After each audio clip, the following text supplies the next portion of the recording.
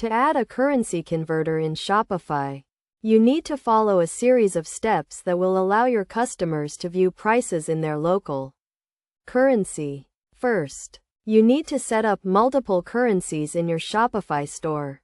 Go to your Shopify admin panel and click on Settings. Then click on General. Scroll down to the Store Currency section and click on Change Formatting. Here you can add the currencies you want to support in your store.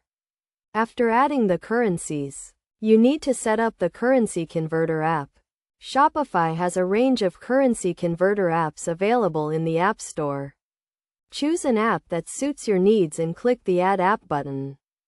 Once the app is installed, you need to configure the settings.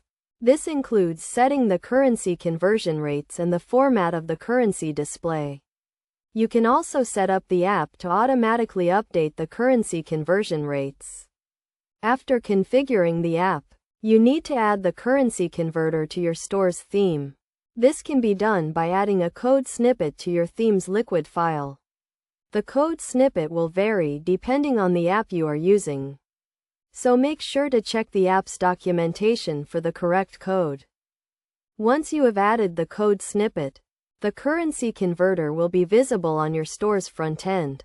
Your customers can now select their local currency from the drop-down menu and view prices in that currency. It is also important to note that you need to comply with Shopify's currency conversion rules and regulations. This includes displaying the converted prices in a clear and transparent manner and ensuring that the currency conversion rates are accurate and up to date. By following these steps, you can add a currency converter to your Shopify store and provide a better shopping experience for your customers. This will also help to increase sales and revenue for your store, as customers will be able to view prices in their local currency.